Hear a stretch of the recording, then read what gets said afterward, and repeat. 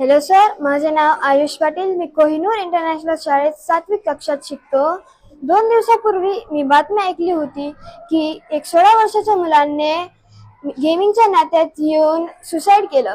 तर माझा प्रश्न असा आहे की मुलांना मोबाईल देणे व मोबाईलचा जास्त वापर करणं ही पालकांची चुकी आहे का मुलांची चुकी? नमस्कार, मी डॉक्टर सीताराम कोल्हे, डायरेक्टर लेनोरा माइंडटून कन्सल्टन्ट्स नाशिक. आज आपल्याकडे काही मुलांचे प्रश्न आलेले आहेत की मोबाईलचा वापर योग्य की अयोग्य. तर आयुष, तो जो पहिला प्रश्न विचारलेला आहे तो अतिशय छान आहे.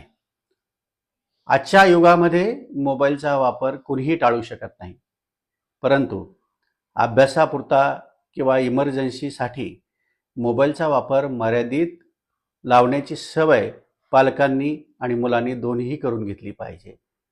त्यामध्ये समजा अनावश्यक ॲप जसं गेमिंगचं ॲप आहे ते वापरल्यामुळे मानसिक संतुलन बिघडतं आणि आपल्याला अप्रिय घटनांना सामोरं जावं लागतं. जसं मार्केटमध्ये सिगारेट उपलब्ध आहे म्हणून काही सर्वच जण सिगारेट पितात का? नाही ना. तसंच आपण ज्यावेळेस मोबाईल घेतो त्यावेळेस इनबिल्ट सर्वच ॲप त्या मोबाईलमध्ये नसतात, आपण स्वतःहून ते डाउनलोड करतो. तर आपली मुलं कोणतं ॲप वापरतात, मोबाईलमध्ये नेमकं काय पाहतात, हे मात्र पाहण्याची आणि समजून घेण्याची जबाबदारी पालकांची आहे आणि त्याच्यावर उपाययोजना देखील पालकांनी कराव्यात असं मी या निमित्ताने सांगेन. हेलो सर, मैं संतोषी पुरोहित कोहिनूर इंटरनेशनल स्कूल से मैं 9th क्लास में पढ़ती हूँ. तो मेरा सवाल ये है कि जो पेरेंट्स होते हैं वो बच्चों को फोन देते हैं, पर उनका टाइम लिमिट क्या होना चाहिए? बिकॉज अगर वो ज्यादा देर तक देंगे तो उनकी आंखों को भी इफेक्ट होगा, पर वो चेक ही नहीं करते कि वो कितने देर तक देख रहे हैं. संतोषी, तुझा प्रश्न मोबाईलच्या वापराच्या वेळेसंबंधीने आहे. 10 ते 19 हा जो वयोगट आहे याला कुमार अवस्था म्हणतात. याच वयामध्ये फिजिकल, मेंटल, इमोशनल चेंजेस होत असतात.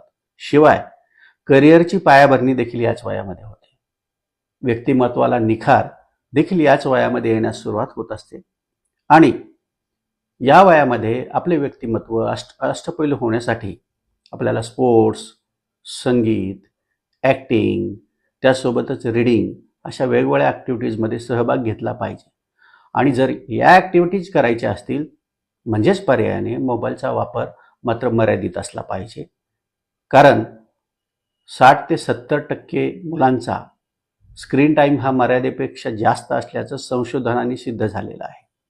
आणि मग आपल्याला जर याच्यापासून वाचायचं असेल आणि अशा